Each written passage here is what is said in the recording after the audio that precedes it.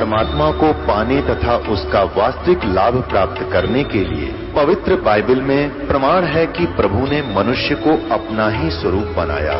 6 दिन में सृष्टि रचकर 7वें दिन विश्राम किया। कुरान शरीफ में प्रमाण है कि हजरत मोहम्मद को खुदा स्वयं कह रहे हैं कि मैंने तुम्हें उस परमात्मा की महिमा बताने के लिए भेजा है। वो परमात्मा कबीर है जिसने 6 दिन में सृष्टि रची तथा 7वें दिन तख्त पर जा विराजा। उसकी खबर किसी बाखबर से पूछकर तो देखो। कृपया अवश्य सुनिए जगत गुरु तत्वदर्शी संत रामपाल जी महाराज के अमृत वचन। तो पुण्यात्माओं, ये जो पाप अज्ञानता में कर रहे हैं, कोई मिलावट करता है, कोई चोरी कर रहा है, कोई लेकर नहीं देता, कोई झूठ बोल रहा है, कोई रिश्वत लेता है, ऐसे ऐसे जुल्म कर रहे हैं, कोई दहेज मांगता है, परेशान करता है किसी दूसरे को, और जो जिसके अधीन है, जैसे पत्नी अधीन है पति कर, वो अपनी पत्नी को तंग करता है तो पाप का भागी होता है। ऐसे ही जो जिसके अधीन है, वो तगड़ा आदमी अपने से नीचे वालों को परेशान करता है, उसको बहुत बुरा हाल होता है। तो फिर हमने डर लगेगा कि आत्मा परमात्मा की है और इनको हम दुखी करेंगे तो प्रभु हमसे नाराज हो जाएगा, क्योंकि उसके बालक हैं ये उस धनी के बच्चे हैं। धनी के बच्चों को कोई तंग करता है तो उसकी फिर शात आया करे, उसकी खूब पिटाई करता है वो, तो फिर हमने डर लगेगा, फिर हम गलती नहीं करेंगे। तो ऐसे हम परमात्मा के इस ज्ञान को समझकर एक मानव बनेंगे। अब हम मानव नहीं रहे। कहते कुब्द कांचड़ी चढ़गी चित पे तू होया मनुष्य से नागरे, सूझे नहीं सजन सुख सागर बिना प्रेम बैराग रे। कुब्द कांचड़ी यानी ये कुमत रूपी कांचड़ी आपके ऊपर चढ़ गई है। मनुष्य के स्थान पर नाग बन गए, काग बन गए। जैसे काग क्या करता है, कौवा क्या करता है कि गधा जिसकी कमर टूटी हुई होती है, सारा दिन कार्य करने से जख्म बन जाते हैं कमर पर, पीठ पर, और जब वो जाता है बाहर चरने के लिए चारा, तो कौवा काग उसकी कमर पर बैठकर उस जख्म में चोंच मार के मांस खाता है।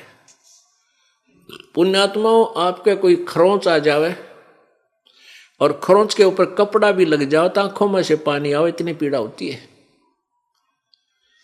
और उस गधे की पीठ पर कौवा बैठकर मांस नोचता है। वो कितना दुख दे रहा है अपने स्वार्थ में उस आत्मा को।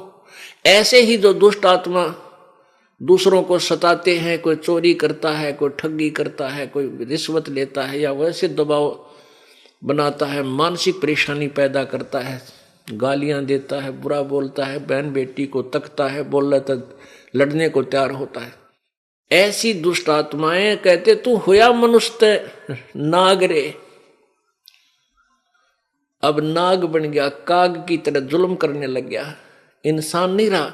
तो इस तत्व ज्ञान से हम वास्तव में मनुष्य बनेंगे, और मनुष्य से फिर देवता बनेंगे, और देवता बनकर हम सतलोक जाएंगे। देव का अर्थ होता है अच्छी आत्मा, क्योंकि सतलोक के अंदर अच्छी आत्मा ही जा सकेंगी, जिनमें दया होगी, पापों से डरने वाले होंगे, प्रभु पर विश्वास करेंगे। जो जो शरण कबीर की ये तिरगे अंत अपार, दादू गुण के ताकहूं कहत न आवे पार। अब कलयुग के लास्ट में कृत घनी लोग हो जाएंगे, कोई मर्यादा नहीं रहेगी, छोटी आयु हो जाएगी, छोटा कद होगा।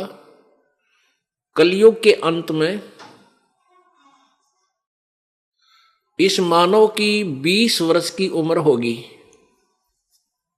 20 वर्ष में ये पैदा भी हो लेगा, जवान भी, युवा भी हो लेगा, बच्चे भी पैदा कर लेगा और मर भी लेगा।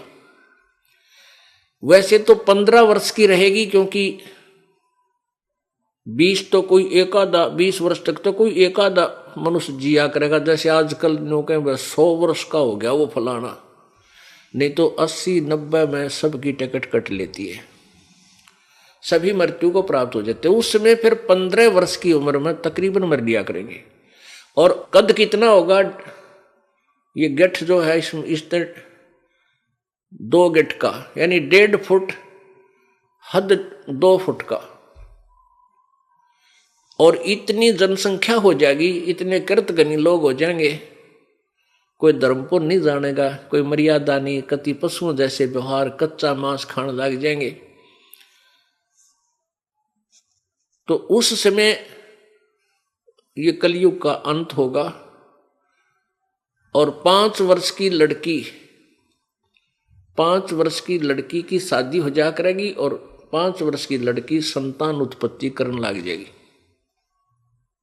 उसके बाद कहते हैं, और पृथ्वी के ऊपर, पृथ्वी के 3 हाथ यानी 4.5 फुट तक, 4.5 फुट तक उपजाऊ जमीन नहीं रहेगी। 4.5 फुट तक नीचे नीचे कोई उपजाऊ अंश पृथ्वी पर नहीं रहेगा। अब आप देख रहे हो, किसान फसल तैयार करते हैं और उसमें कितना ये खाद डालते हैं। अब तो लग रहे हैं पूरी स्पीड से धन इकट्ठा करने को, लेकिन आने वाले समय में यह पृथ्वी कति बंजर हो जाएगी, इसके अंदर उपजाऊ अंश नष्ट हो जाएगा और वर्षा नहीं हुआ करेगी, क्योंकि पापी प्राणियों के लिए वर्षा नहीं होती, पुण्यकर्मी प्राणियों के भाग्य से वर्षा होती है। ऐसे घास फूस और कच्चा मांस जीव जंतु खाकर के ये प्राणी मनुष्य जीव रहा करेंगे। उसमें 10वां अवतार आवेगा,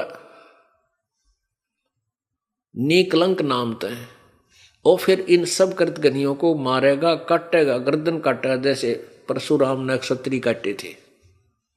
उस समय भी कुछ आत्माएं 1-8% जो भगवान से डरने वाली होंगी वही बचेंगी। और फिर से सतयुग प्रारंभ होगा। कैसा होगा कि एकदम बहुत जबरदस्त वर्षा होगी प्रभु की कृपा से, और पूरी पृथ्वी पर कई फुट, सैकड़ों फुट पानी इकट्ठा हो जाएगा। अच्छी आत्माएं ऊपर क्षेत्रों में चली जाएंगी, पहाड़ों के ऊपर, और फिर पूरी पृथ्वी पर पानी सूखेगा धीरे धीरे। जो नीचे उपजाऊ अंश नष्ट हुआ था वो धीरे धीरे जहर, वो विष ऊपर आ जाएगा जल में, और फिर वो धीरे धीरे जब सूखेगा उसमें फिर पूरी पृथ्वी पर घास फूस, वन, ये पेड़ पौधे उग जाएंगे। और फिर धीरे धीरे वो ऑक्सीजन, जो अप्रदूषण फैल गया है, तो पूरी पृथ्वी पे जब हरे भरे वन हो जाएंगे, वो फिर उस ऑक्सीजन को छोड़ेंगे, कार्बन डाइऑक्साइड को ग्रहण करेंगे, और धीरे धीरे वातावरण चेंज हो जाएगा, और फिर से सतयुग प्रारंभ होगा। कहने का भाव ये है सारा कि अब ये जो अब समय है, अब से पहले कलयुग में अशिक्षित थे, शिक्षा नहीं थी, और परमात्मा 600 वर्ष पहले आए थे इसी उद्देश्य से कि इन कलयुग के लोगों को, प्राणियों को कुछ झटका दिखा दूं कि भगवान इसे काम करता है। अपनी समर्थता का प्रमाण देने के लिए आए थे 600 वर्ष पहले, वह पहली पीढ़ी थी। लेकिन उस समय अशिक्षित होने के कारण इन काल के दूतों का, इन नकली गुरुओं का दाव लगा रहा। ये लगा रहा कि कबीर अशिक्षित है, ये वेदों और शास्त्रों के बारे में नहीं जानता, झूठ बोलता है, ब्रह्मा विष्णु महेश अजरो अमर है। वो कहता है अजरो अमर नहीं है, इनके माता पिता हैं, इनका जन्म मृत्यु होता है। ये कबीर झूठ बोलता है। कबीर जी के बारे में ऐसी धारणा उन अज्ञानी ऋषियों, गुरुओं ने, हिंदू गुरुओं ने फैला दी, और आम जनता ने यह मान ली सच्ची, सच्चा मान लिया कि कबीर जी अशिक्षित है, और हमारे गुरु जी ब्राह्मण ऋषि महर्षि जी ये संस्कृत के जानने वाले हैं, इन्होंने सदग्रंथों को पढ़ा हुआ है, और कबीर जी अशिक्षित हैं इसलिए ये झूठ बोल रहे होंगे, ये तो मानना पड़ेगा। अब जो परमात्मा 600 वर्ष पहले बताया करते कि ब्रह्मा विष्णु महेश के माता पिता हैं, इनकी जन्म मृत्यु होती है, ये समर्थ शक्ति नहीं है, जैसा कि आपको सुबह के सत्संग में प्रत्यक्ष कराया था। श्री देवी पुराण गीता प्रेस गोरखपुर से प्रकाशित पृष्ठ नंबर 123 तीसरा शकंद, उसमें स्वयं विष्णु जी कह रहे हैं अपनी माता दुर्गा के विषय में कि तुम शुद्ध स्वरूपा हो और तुम्ही से सारा जगत उद्भासित हो रहा है। मैं ब्रह्मा और शंकर आप ही कृपा से विद्यमान है। हमारा जन्म आविर्भाव और त्रोभाव, जन्म और मृत्यु होता है, हम अविनाशी नहीं है, तू ही अविनाशी है। भगवान शंकर कहता है कि जब भगवान ब्रह्मा जी आपसे उत्पन्न हुए हैं, उसके बाद विष्णु जी भी आपके ही बालक हुए, फिर मैं भी तमोगुणी लीला करने वाला शंकर के आपकी संतान नहीं हुआ, अर्थात मैं भी आप ही का बच्चा हूं। और परमात्मा ने 600 वर्ष पहले यही ज्ञान दिया हुआ अपने सूक्ष्म वेद के अंदर कबीर वाणी में। तो वो थी पैड़ी पीढ़ी, और जो परमात्मा की लीलाएं करता वो लीला भी करके चले गए, और उन्हीं की गवाही, उन्हीं की अब साक्षी चारों वेद और पुराण 18 ये प्रत्यक्ष दे रहे हैं कि जो कबीर जी ने लीलाएं की वो परमात्मा ही कर सकता है और नहीं कर सकता। तो अब ये बीच की पीढ़ी का जो समय है, आपका सौभाग्य, आपको इस समय में मनुष्य जीवन प्राप्त हुआ।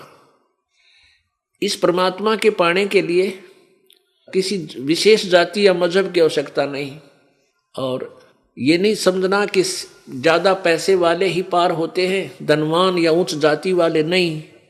परमेश्वर कबीर जी ने ये भ्रमणा दूर करने के लिए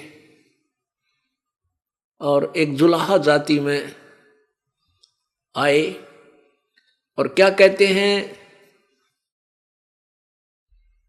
कि जुलाहे का सुत आन कहाया जगत करे मेरी आंसी। ओए होए, कि मैं जुलाहे का बेटा कहलाया, यहां आकर के दुनिया मेरी मजाक उड़ाती है कि ये धानक है, कबीर है, जुलाहा है। इसलिए आए थे परमात्मा के उसमें छुआछात चरम सीमा पर थी। ब्राह्मण लोग कहते थे प्रभु की भक्ति करने का अधिकार, सदग्रंथों को पढ़ने का अधिकार केवल उच्च जाति वाले को ही होता है, और वो ब्राह्मण है। बाकी तीन वर्ण अपना अपना कार्य करते रहो। तो पुण्यात्माओं, परमात्मा ये बताना चाहते थे कबीर जी के परमेश्वर मेरे पाने के लिए, परमात्मा पाने के लिए मेरे की तरह, जैसे मैं गरीब हूं, क्योंकि प्रतिदिन जितना कपड़ा बुनते थे उसकी जो बुनाई आती थी उससे अपना गुजारा करते लीला कर रहे थे। परमात्मा ने, कबीर जी ने ये लीला की थी एक बिल्कुल गरीब व्यक्ति की, और अपना काम करते करते भक्ति करके ये रिहर्सल करके दिखाई थी। एक उदाहरण पेश किया था कि मेरे से गरीब तो कोई हो भी नहीं सकता, और मैंने भगवान पाया, यानी सह शरीर गए परमात्मा। अब आम व्यक्ति तो यही, भगवान तो नहीं मान रहे थे वो लोग, लेकिन इतना अवश्य मानते थे कि कबीर जी की भक्ति श्रेष्ठ है, क्योंकि वो सह शरीर चले गए। तो वो भक्ति जो करते थे, वो काम करते करते करते थे, ना घर छोड़ कर गए, ना जंगल में गए, और ना ही ब्राह्मण कुल में जन्म था, एक जुलाहे कुल में जन्म, और फिर भी पार हो गए। तो परमात्मा ने ये सब भ्रमणा मिटानी थी कि भाई परमात्मा पाने के लिए मनुष्य शरीर हो और पूर्ण संत मिल जावे, और भक्ति डटके करना, श्रद्धा से नियम में रहना। कोई भी जाति हो, किसी मजहब का हो, गरीब हो चाहे अमीर, रंक हो चाहे राजा, मर्यादा में रहकर सारे पार हो सकते हैं। तो पुण्यात्माओं, ये सौभाग्य है आपका कि आज आपको परमात्मा ने मनुष्य शरीर दिया है, और इस दास को भेज दिया ये खजाना लेकर, ये तत्व ज्ञान रूपी खजाना आपके लिए खोल दिया प्रभु ने इस दास के द्वारा। आपके पुण्यों का कोई वर्णन नहीं कर सकते, कितनी अच्छी किस्मत आप लोगों की, जो मनुष्य शरीर प्राप्त है इव कलयुग के इस बिछड़ी पीढ़ी में, और उससे भी भाग्यवान जो है, जो इस परमात्मा की शरण में आ चुके हैं। जो जितना देरी से आएगा उतना रोया करेगा बैठ के, उस बीते हुए समय को रोया करेगा बैठ के वो पात्मा, हे भगवान पहले क्यों नहीं मिले, हे परमात्मा ये बर्बाद हो गया मेरा जीवन। अब हम ये दास देख रहा है कोई 20 वर्ष से, कोई 30 वर्ष से, कोई 40 वर्ष से अन्य पंथों के पास अपना जीवन बर्बाद करके अब आते हैं, ये ज्ञान सुनते हैं, अमृत वर्षा सुनते हैं, आंखों से आंसू नहीं सूखते उन बहन भाइयों के, और रोते हैं अपनी किस्मत को, हमारा दुर्भाग्य था कि कहाँ फंस गए थे जाकर, शुक्र है काल के जाल से निकल आए, वो तो काल के दूत है, कोई साधना नहीं, कोई ज्ञान नहीं, कोई सच्चा उनके पास नाम नहीं, किसी को नाम देने का, वो सच्चा नाम देने का अधिकार नहीं, सच्चा नाम में कोई ना उनके पास अधिकार, तो बात की बात है। तो इस प्रकार ये तत्व ज्ञान के आधार से पूरा विश्व एक बार पूर्ण रूप से मानव बनेगा। अब मानव नहीं है, मनुष्य के शरीर में कर्म सारे उल्टे किए जा रहे हैं, शराब पीवे, मांस खावे, अरे हुक्का पाड़े, ताश खेलने, जुआ खेलें, रिश्वत लुटे, माड़ी सी बात के ऊपर लट्ठम लट्टा भुंडे बोले, बहन बेटियां भुंडी तकें, शराब पी के गली में खड़ा होकर नंगे नाचे, बहन बेटियां भी डांस करती हैं, आदमी नाचे इन डीजे बजा के ब्याह शादियों में, कुछ खुशी हो जाए, अरे थारा गजब हो नाच जाइयो, सारे नाचे, बाप नाचे, बेटी नाचे, हर पता फिरने हो कि ये मनुष्य है, ये मनुष्यों के काम होया करे, कोई शर्म लाज कति खत्म कर दी। तो काल तो ये चाहता है कि ये कति डांगर बन जा और बेशर्म बेहया बन जा, भगवान से दूर हो जा और कति नंगा तांडव काल का हो जा। परमात्मा दया करते हैं, मनुष्य को होश में लाते हैं, तू मानव है, अगर तेने ये बकवाद करनी है तो फिर पशु ही था। आजकल कैसे शरीर कपड़े धारण करने लगी हैं बहन बेटियां, एक कच्चे से मांडा इतना कपड़ा पहन ले बड़े बड़े शहरों में, उधर देखा हमने एयरपोर्ट के ऊपर विदेशियों का फैशन रहे, तरह गजब हुई। तो पुण्यात्माओं हम मानवता से दूर चले गए, अब परमात्मा हमें मानव बनाएगा, इस ज्ञान से हम मानव बनेंगे और फिर देवता बनाएंगे, अच्छी आत्मा बनकर सतलोक चले जाएंगे भक्ति की कमाई से। और कमाई इतनी हो जाएगी आपकी, ये तरीका ऐसा है, ये विधि ऐसी है कि आपकी कमाई ढेर लग जाएगा भक्ति का, इतनी हो जाएगी बहुत गणी थोड़े ही समय में।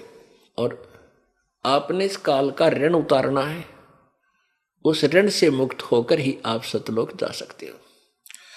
तो प्रसंग चल रहा है कि उस परमात्मा को किस किस ने पाया, उन्होंने फिर क्या गवाही दी, वो भगवान कौन है। दादू नाम कबीर का सुनकर का पैकाल, नाम भरोसे नर चले तो हो न बाका बाल।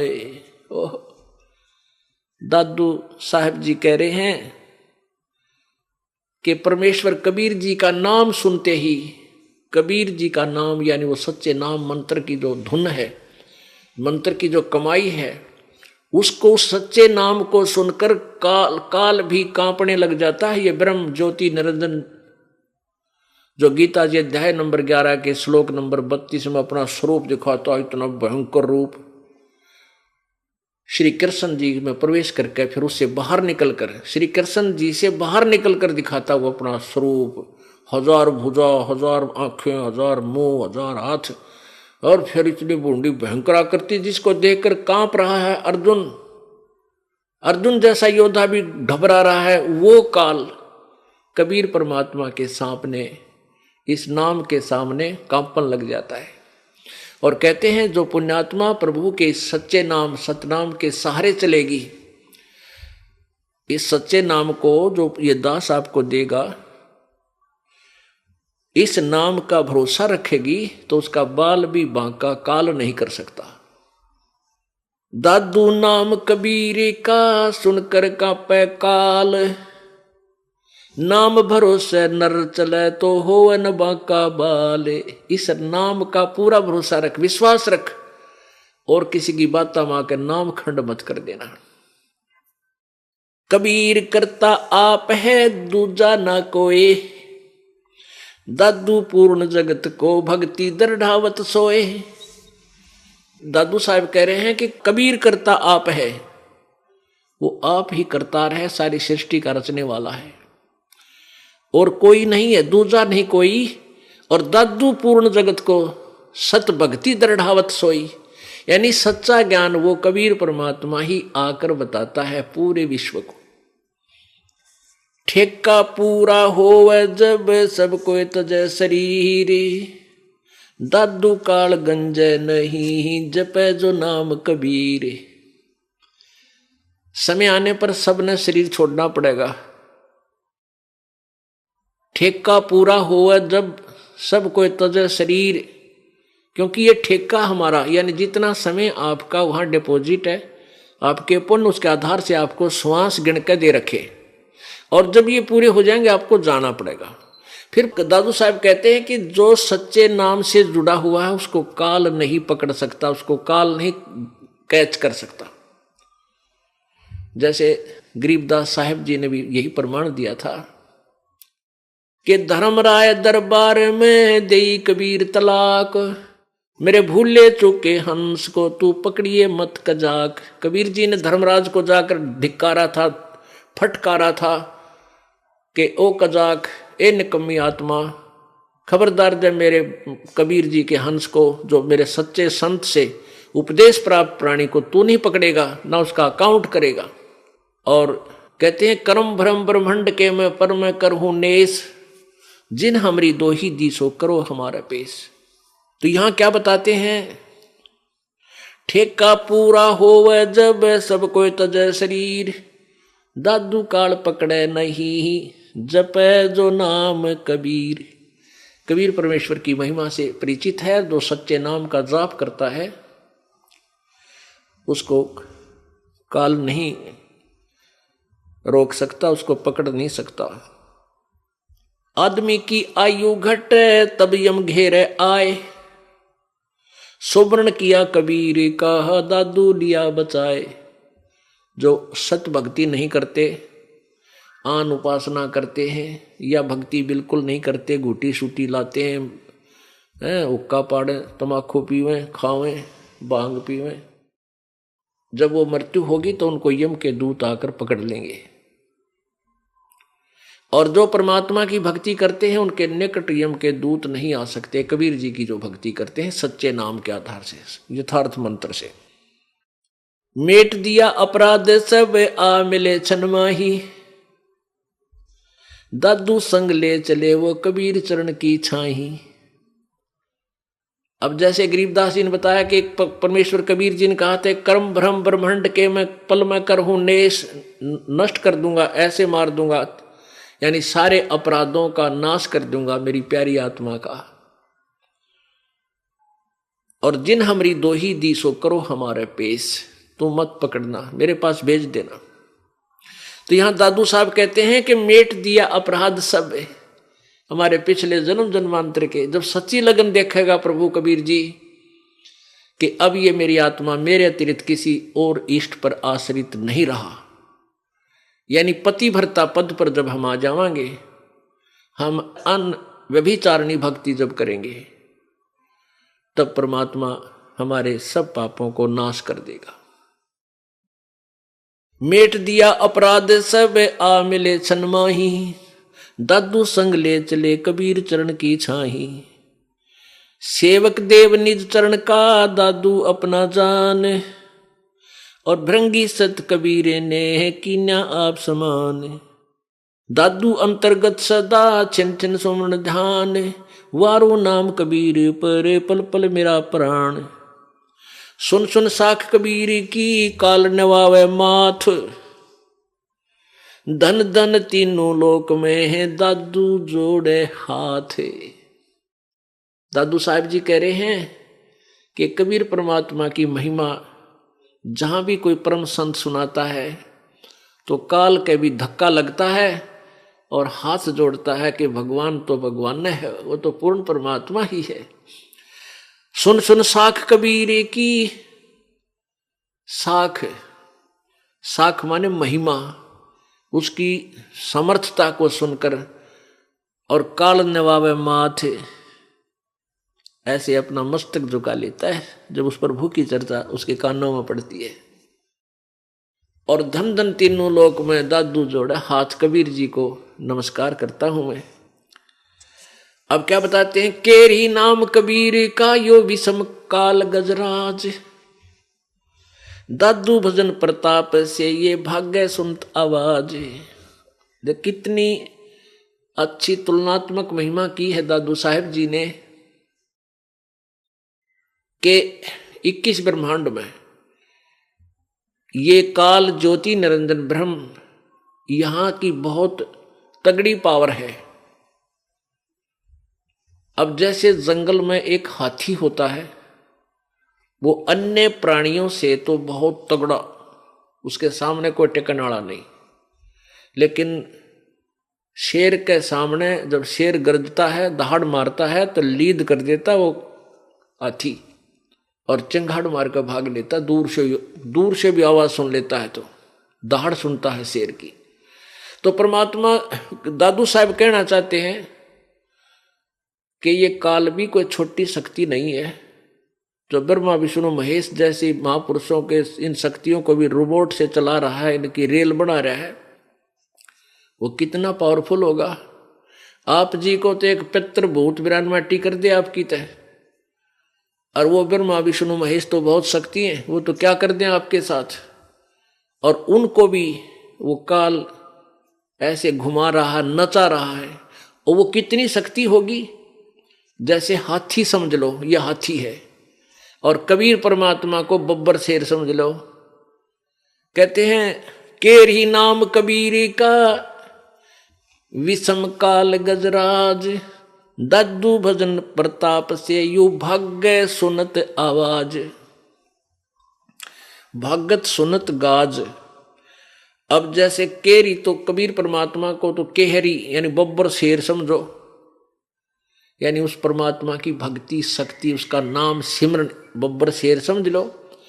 और काल को समझ लो हाथी गजराज। गजराज माने हाथियों में भी तगड़ा हाथी, उनका सरदार, उनका मुखिया।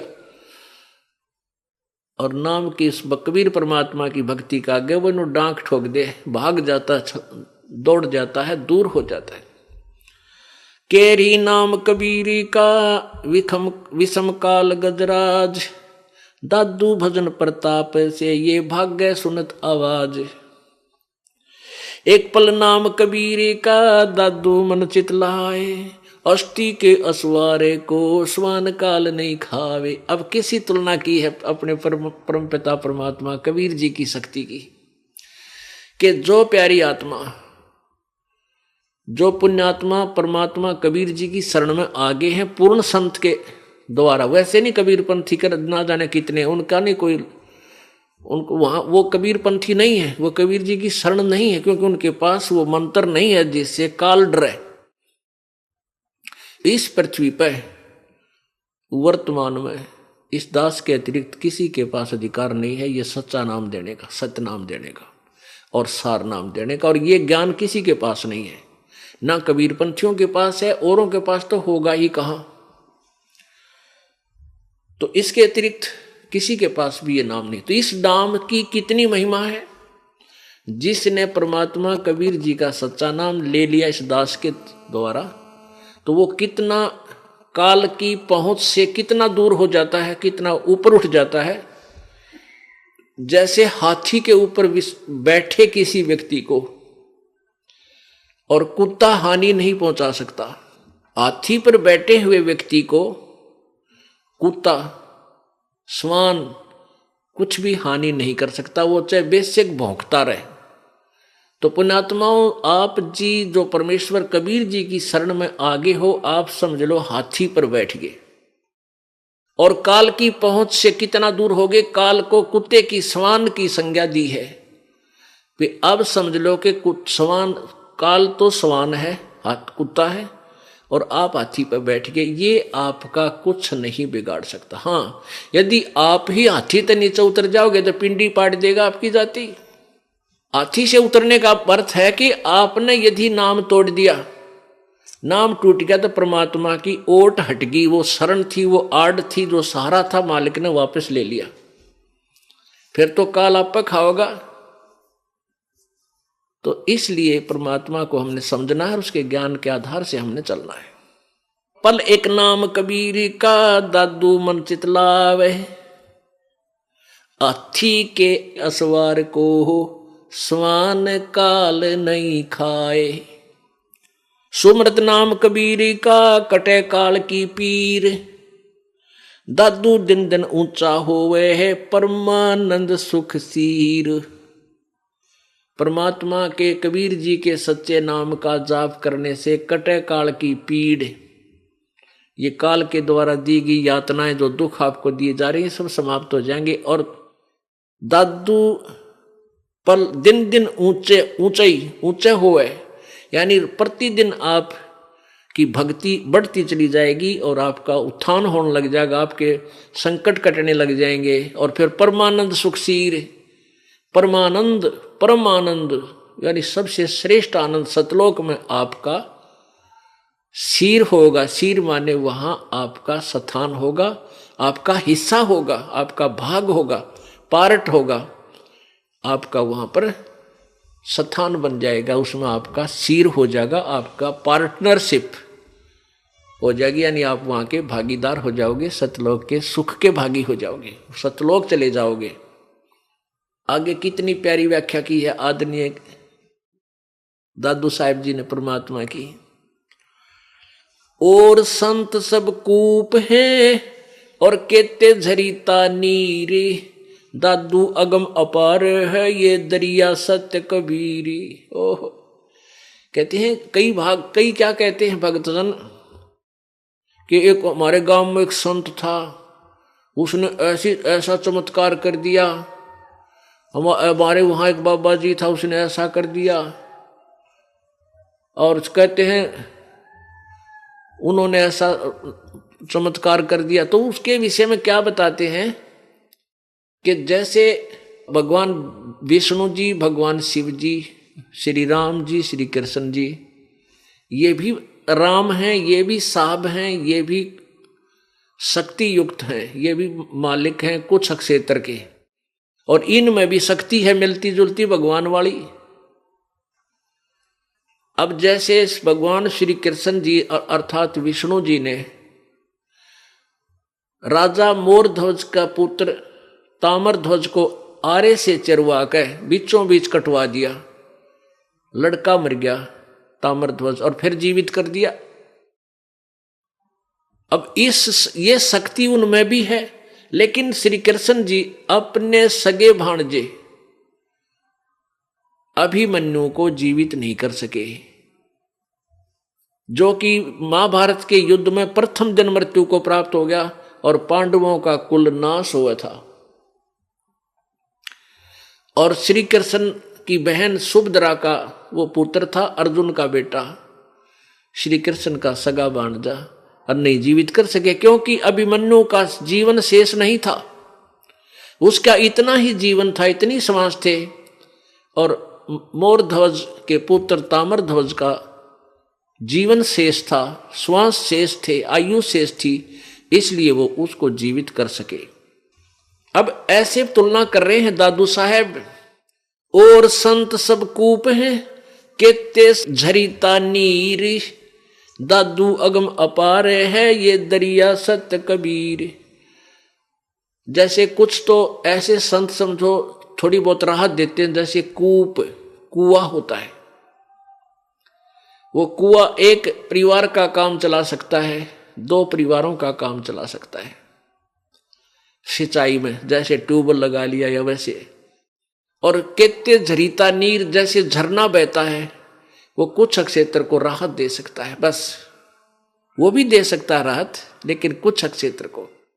और दादू अगम अपारे है ये दरिया सत्य कबीरी। ओह, अब कबीर जी की अक्षमता समर्थता बता रहे हैं कि कबीर जी को समझो दरिया है, उसमें से अन्य नहर भी निकाल लो, पानी पी भी लो, सिंचाई भी कर लो, और तो भी उसका अंत नहीं आता।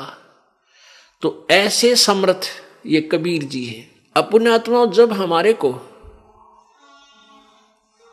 जब ये पता चलेगा कि कौन परमात्मा कितनी अक्षमता का है, तो उसमें हम अपने आप ही उस परम पिता परमात्मा की तरफ आकर्षित हो जाएंगे, जो सर्व सुखदाई है, अजरो अमर है, जहां जाने के बाद हम कभी मृत्यु को प्राप्त नहीं होंगे। पुण्यात्माओं, इस ज्ञान से आपको, जो ये तत्व ज्ञान आपको दिया जा रहा है, इसको ध्यान पूर्वक सुनो। आप पुण्यात्माओं विचार करो, आपको ऐसा ज्ञान दिया जा रहा है, इस ज्ञान के आधार से आप अपने आप सेट हो जाओगे। हमने कौन से भगवान की भक्ति करनी चाहिए। अब जैसे गीता जी अध्याय नंबर 2 के श्लोक नंबर 46 में कहा है कि अर्जुन, बहुत बड़े जलाशय की प्राप्ति के उपरांत छोटे जलाशय में जैसी आस्था रह जाती है, ऐसी ही श्रद्धा पूर्ण परमात्मा की महिमा से परिचित हो जाने के बाद अन्य ज्ञानों में, अन्य भगवानों में तेरी रह जाएगी। पुण्यात्माओं, जैसे पहले पुराने समय में जब ये गीता जी का ज्ञान दिया जा रहा था, उस समय तालाबों के ऊपर ही मानव आश्रित थे, तालाबों से ही सिंचाई करते थे, तालाब से ही पानी पीते थे, उसी से पशु पालन करते थे। एक तालाब ऐसा होता है जो एक वर्ष वर्षा ना हो तो सूख जाता है, और उस पर आश्रित जितने भी प्राणी थे वो सभी मर जाते हैं, भूखे प्यासे नष्ट हो जाते हैं।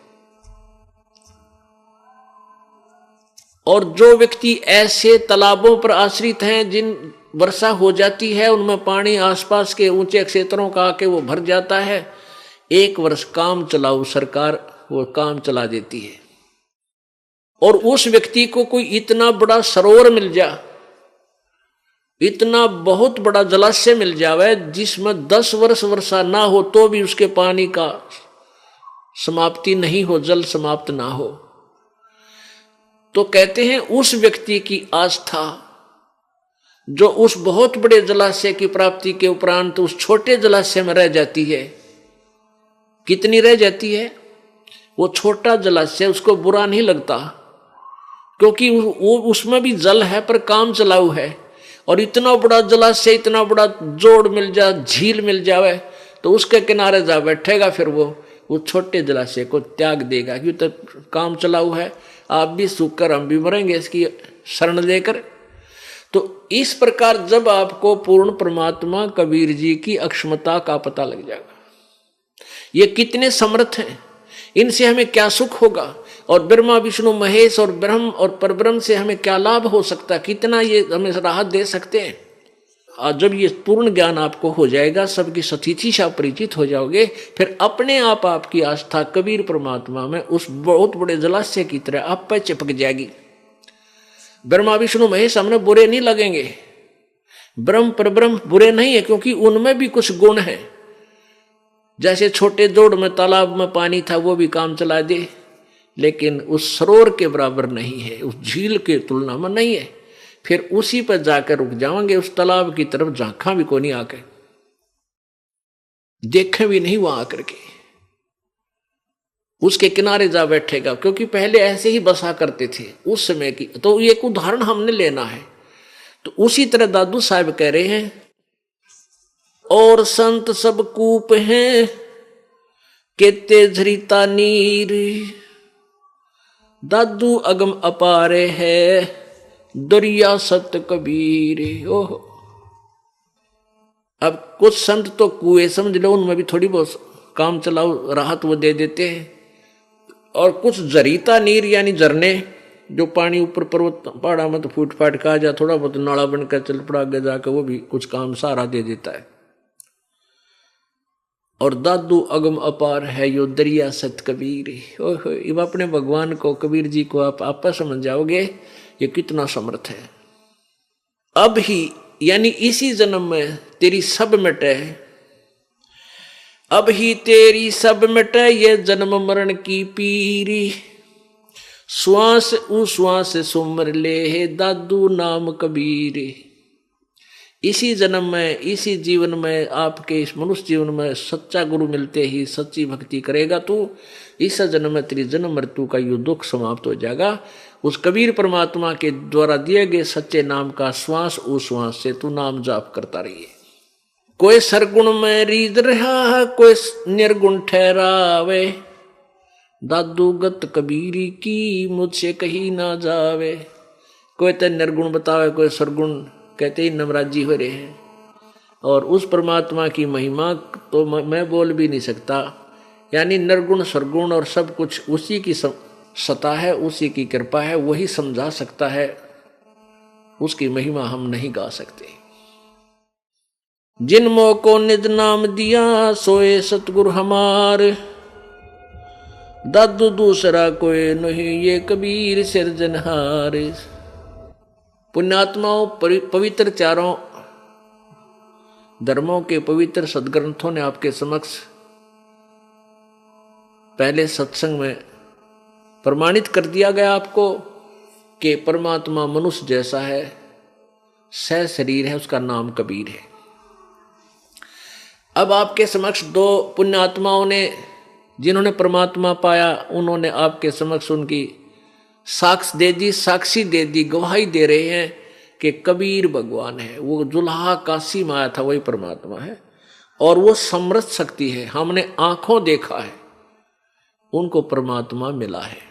अब एक तीसरा उदाहरण आपको देते हैं कि जब परमात्मा कबीर जी, परमेश्वर क्या करते हैं कबीर जी,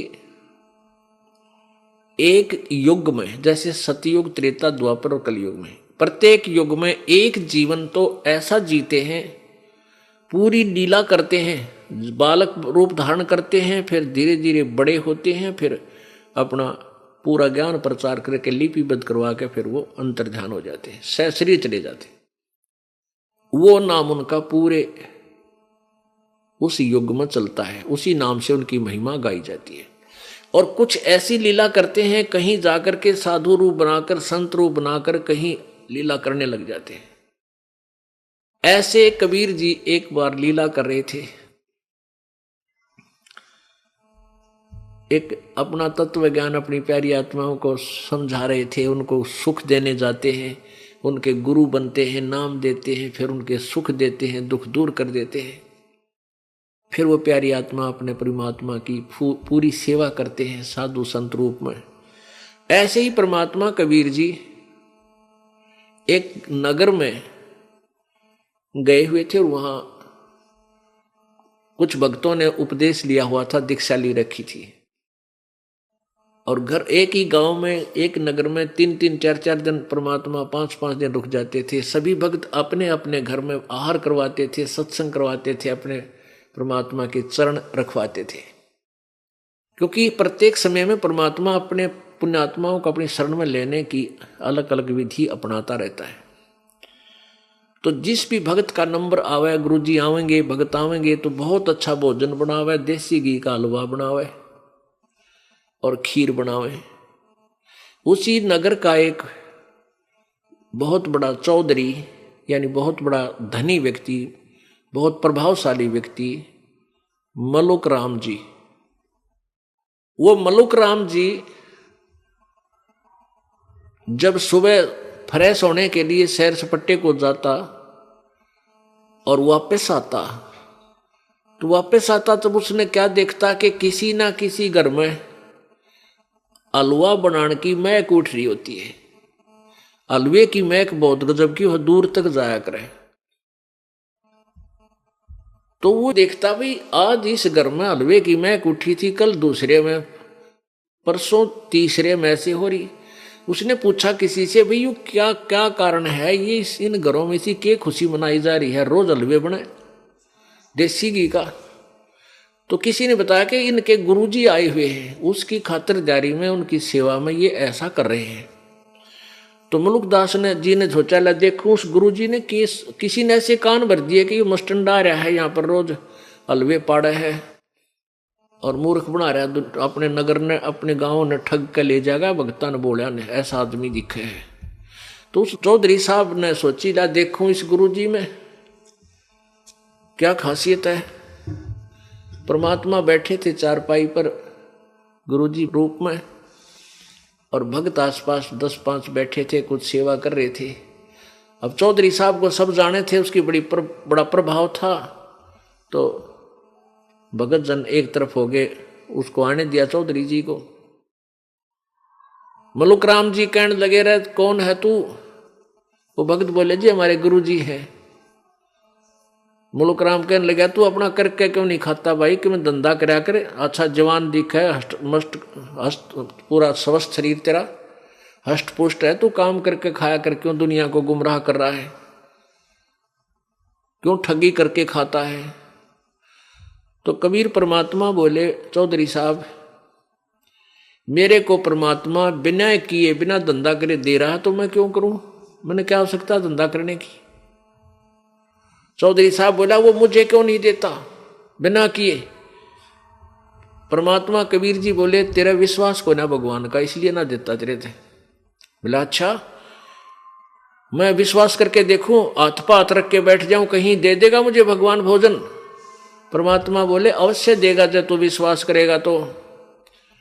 अब एक शर्त रख दी उस मुल्क राम ने, चौधरी ने, कि सुन ले बात बाबा जी, आज मैं ऐसे स्थान पर बैठूंगा, यदि आज तेरे भगवान ने मुझे भोजन खिला दिया तो मैं तेरा चेला बन जाऊंगा, शिष्य बनूंगा, और यदि आज मुझे भोजन नहीं दिया तेरे भगवान ने, तो मैं तेरे को पकड़ के अपना मजदूर लगाऊंगा और वहां अपने खेतों में काम करवाऊंगा, आजीवन तुझे मजदूर बंधक बना कर रखूंगा।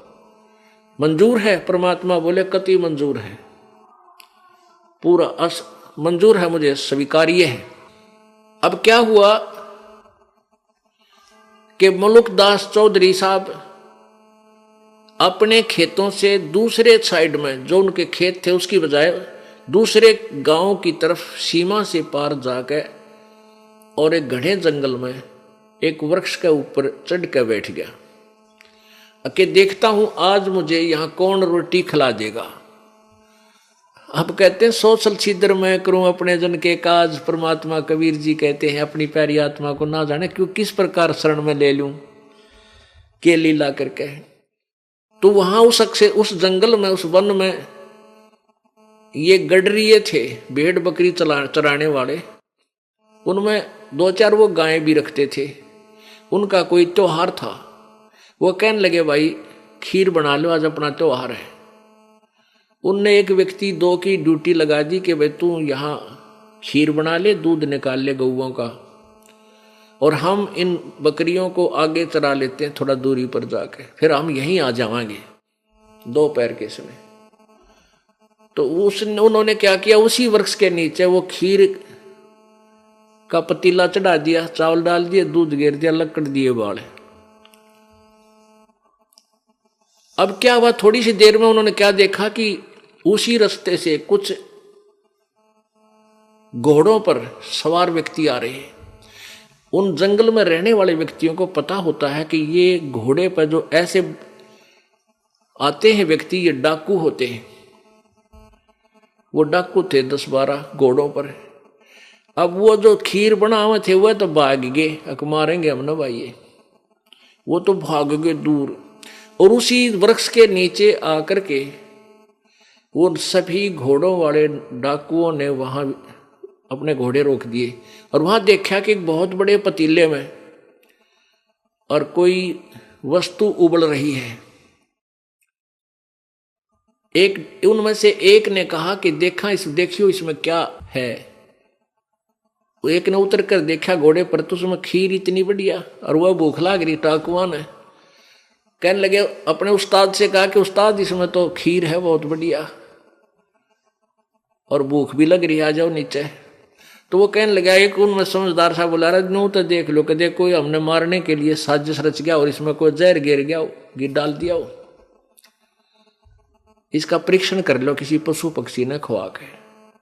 उन्हीं के में से एक साथी कहने लगा, रहा वो बनाने वाला ऐसा कित भाग गया होगा, यही छुप रहा होगा कितने वो जड़ा में, देखो यही छुप गया होगा, किस आस पास देखा, ध्यान करो। एक ने ऊपर देखा कि वो चढ़ रहा ऊपर, वो बैठा ऊपर बैठा चौधरी मलुक राम। उन्होंने सोचा ये डरता चढ़ गया ऊपर कि कदे डाकू मार दे। कहने लगे भाई नीचे आ जा।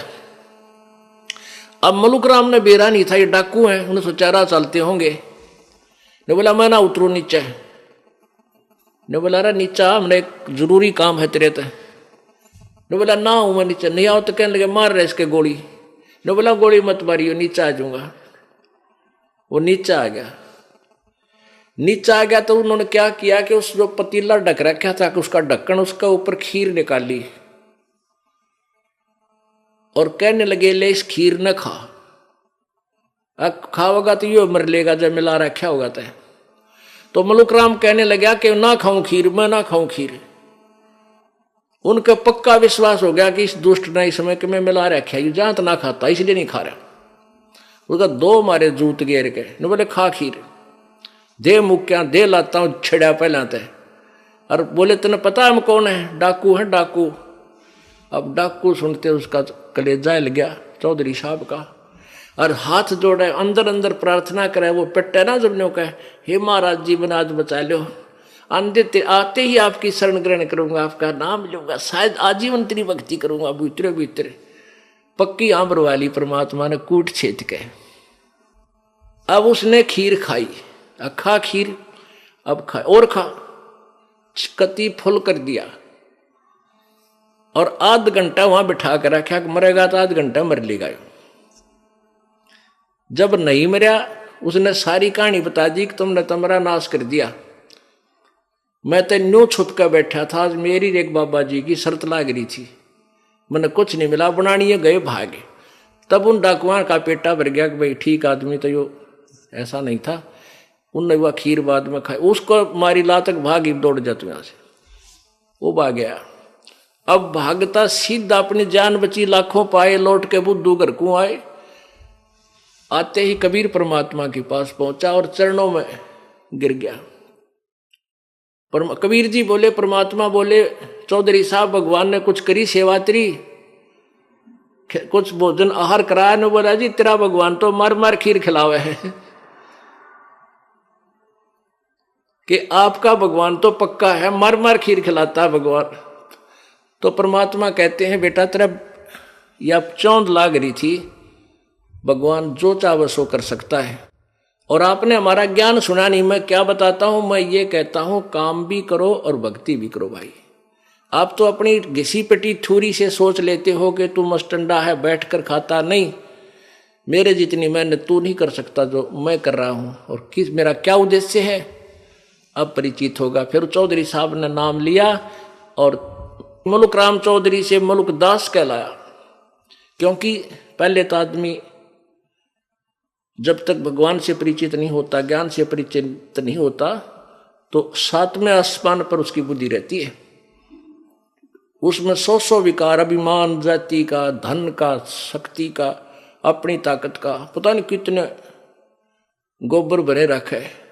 और जब ज्ञान हो जाता है, जब वो जीव का जीव होता है, उसको पता है तू जीव है, तेरी कोई औकात नहीं है। मर्द गर्द में मिल गए वो रावण से रणधीर, कंस के सी चाणोरे से वो हिरणाकुश बलबीर। तेरी क्या बुनियाद है तू जीव जन्म धर लेत, गरीबदास हरि नाम बिना तेरा खाली रह जा खेत।